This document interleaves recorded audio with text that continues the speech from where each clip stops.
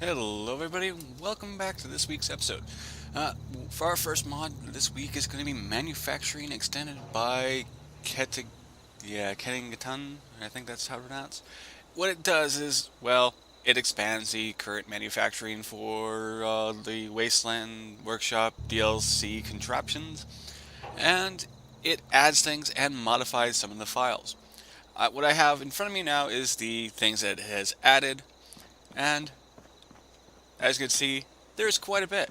I mean, let me just read down the list of the new devices, and that is the component extractor, which is, I believe, this one. Yep, it looks just like the vacuum one, but in fact, if you stick components into the actual, like into its inventory, it will extract those components from your workshop, I believe. Yeah, it will junk items pass into it and break down into its components. This here is a recycler. Uh, I will show a demonstration of how this one actually works. It actually works pretty well. I mean, it breaks everything down to its base components, but it also does things in order. So once it starts on one thing, it will go through every item that has that item and break it down into its components, storing the items that are left over inside of its inventory until it's time for them to go through it. So that's actually a pretty neat thing. It doesn't waste a single thing. Then we have over here the Fist Weapon Forge, which allows you to create, unarmed weapons. Then you got the Melee Weapons Forge, the Power Armor Forge. Believe me when I say this, the Power Armor Forge is going to be expensive. Not just for power requirements, but also for the components that you use to make power armor pieces. And I mean pieces. It will make one piece. So if you put in the exact amount of stuff that you need, and you haven't changed the settings on it, it will just make the like the body part to it, and then you get to go into the computer and actually change what it's going to manufacture next. Otherwise, you'll just be wasting your components. And I will actually show, because I actually have one of these linked to the system as well. Then of course you have the Vault-Tec Auto Loom, which allows you to make, well, Vault-Tec stuff. And then here is the Conveyor Workshop Storage, which, if what this thing says, it says, where is it? Conveyor Workshop Storage deposits items into the workshop's inventory. So as soon as it enters into this, it will automatically transfer everything to the workshop's inventory. Now, I did say I wanted to show how some of these things work and the computer itself. So let's go over to the recycling and transfer over all the junk that I have. Oh, where is it? One of these things I don't need. I do actually need. And as you can see, it is now turning everything into its base components. And it does it in a certain order. I'll hand it to you. This place isn't awful. It's still a hole, but it could be worse. You do have to be careful though with things like the concrete. I have noticed that sometimes they will, if it comes out in enough of a quantity, that they will get stuck inside of there, and you just have to go over and pull it out. And see what I mean by it will hold things until it's time for that to come out. You got the oil, you got plastic, and you got glass already in here, and it just needs to break down one more bottle, and there you go. The entire inventory is now emptying out. Everything is coming out of it and is being passed forward into this, which is the ammunition plant. You just have to take everything out of here. It's all down to its base components, and I will show you just exactly how many components I have actually had this thing break down. So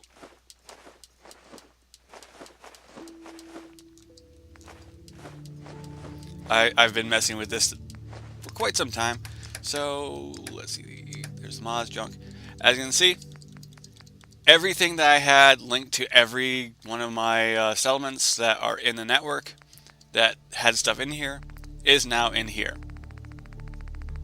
So it is just crazy how much stuff you could be sitting on. Really coming together, If you don't break stuff down and you do use the like materials themselves, like the actual stuff, trust me, you are actually wasting a lot of things, because it will just use the components out of the items and then toss them. Alright, now let's get on to our next mod. And our next mod is going to be the HN66s French Nails for FO4 by Humming Nature, I believe. No, Humming Nature 66, and this adds, well, manicure nails. So, as you can tell, there are a lot of different kind of colors, so let's go with just a few of them.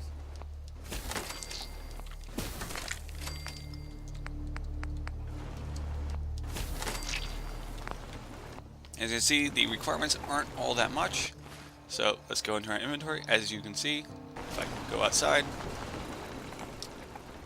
and under a light so you can actually see this better, I am currently wearing the red nails, and if I head over to the inventory under the apparel, you'll see that you can just change up the color if you wanted to. So let's go with this. I'd admit the textures are actually pretty good with this, and they do have like that metallic shine to them as well. I mean, that one's actually pretty neat if you look at it. And it's not just going to be when you have it with the Pipboy. So let's go to third person, and as you can see, the nails are still there, just not as easily seen. Maybe if I go to a different color, let's see. Well, maybe it's because I'm basically under the light, but if you can see that they still have the nails when you're still in third person mode. So it's just a small little tweak that you can basically do nothing with, but it just makes your character look a lot better. And since I'm also here, you'll notice that my Pip-Boy's gone. That is because I am also using another mod. It is called Unequip Pipboy by 7*C, and it gives you, if I can find it, a Pip-Boy in your inventory. So, my Pip-Boy is now equipped. If I go in my inventory again, and I unequipped it, it is now unequipped. So, this might make things for mod authors a little tricky unless they make full models like this one is. So yeah, you might find that there are little bits of pieces missing from your character's uniform or outfit, whatever you're using. So just keep that in mind when you're using this particular mod. Alright, now let's go on to another mod. That's right, we have more. In fact, I have another, 2 more mods after that. And this is going to be another vault suit mod, but it is actually called the Prudy Vault Suit, and it is by Elianora, DixiePig, and was it Ellise and OniNigma? Sorry, I killed 2 of your names. Sorry, you actually do really great work, and sorry. But this one actually is pretty cool. You can craft it in the the chemistry station, like the nails. This is actually going to be one of 2 mods this week by Elianora. She's apparently been busy. And I have to say, this is actually pretty cool. I mean, it really looks badass. You got the knee pads, you got pretty much the different kind of combat paddings that you can get with the combat boots. It's a dark color with the white stripes. I mean, this thing just is pretty cool. I mean, when they get together, they make some really nice stuff, I have to admit. And as you can tell, it's not really like slutty or anything. It's actually really nicely done, and it didn't have to be slutty, so props to them. And like I said, I do have another Elianora mod, so let's get on to that one, because it's another faction player home. It's been a while, so Yay! And as you can tell, this player home is going to be at the castle. You're going to end up having your own quarters. So let's head into the general's quarters. Just a side note, you will find the key on the general's body inside the tunnels. So if you've already looted it, you might be tough out of luck on that one. Because I noticed it wasn't on there when I tried loading it up. So, console command, yeah. And once you're inside, this is what you're going to find. It is just crazy over-the-top pack like all of Elianora's mods. This is actually Faction Housing Overhaul the Castle by Elianora. If you didn't already know this already, just saying it out there. So you got all your usual storage, you got all your usual stuff that Elianora is pretty well known for. I mean, the signage, the storage, the computers, everything. And on top of that, because I have the lock overhaul mod, or the locksmith mod, I can't really use things like that. So the mirror itself will actually act as your own character menu that you can actually edit your character if you're not using the lock mod. I do believe that there might be like some kind of compatibility patch for it. I'm not exactly sure because I haven't updated the lock mod for a while. But as you can see, everything in here it has a purpose, it has a place. It's not just wasted space. And you even got protect the people at a minute's notice on the wall. So you got the little mantra of the Minutemen.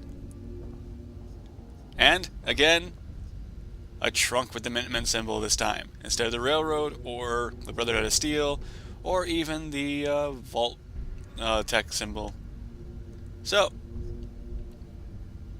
just another player home that you can get by Elianora. That's really high quality and really nice to have.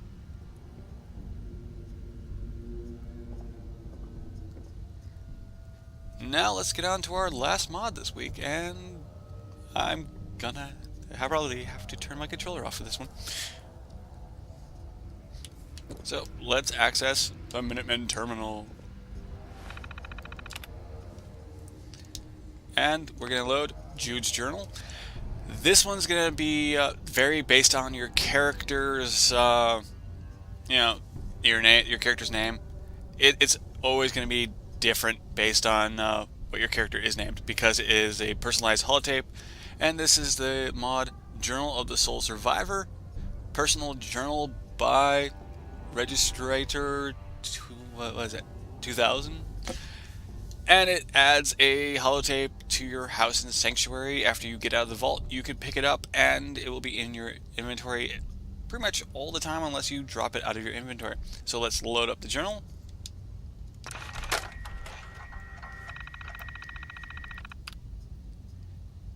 And as you can see, you get a getting started. You can do a new one, you can manage, you can help settings, things like that. So I did some things in the getting started. So see, I have hello Jude and welcome back. I changed that up. And of course, I'm going to now turn off my controller because this thing is based on, button cues on the keyboard. Plus, you need the mouse too because you can change where you want text to be changed as well. But I'm not going to change anything in the text. I did change up here. That was just, an instructional thing on how to get started, kind of BS. But as you can see, I got different entries into here. As you can see, I got like a mission log on elimination of raiders. I pretty much wrote a bunch of BS. And then I also have the machines today was created is working better than expected. All the random garbage is being broken down into the base components. Now nothing is being wasted. Manufacturing is going smoothly, blah, blah, blah. As you can see, I made 2 random entries into the getting started section. there were, of course, 2 other pages. I just deleted those pages and just, added new things. You can add a new entry as whenever you want. So let's go with an entry title of entry 1. Let's go with that. And now we're in journal entry 1, and we can go blah blah blah, and then we can hit tab to exit. We have journal entry 1, and then we have blah blah blah in journal entry 1. So you see, it does save it. You can keep this going, but if you do use a controller, I don't think that you can use a controller with this mod. It does not have controller support. It is strictly mouse and keyboard, so you will end up having to turn off the mouse and the keyboard. Well, that's it for this particular episode. Hope you liked what you found. And don't forget to like, subscribe, and comment below. Seriously though, if you have mods that you want me to check out, let me know. Seriously, I won't know if you want me to check something out if you don't tell me. I'm just finding random things at this point. Things that can make me go, ooh, that's interesting. Alright, so take care everybody. See ya.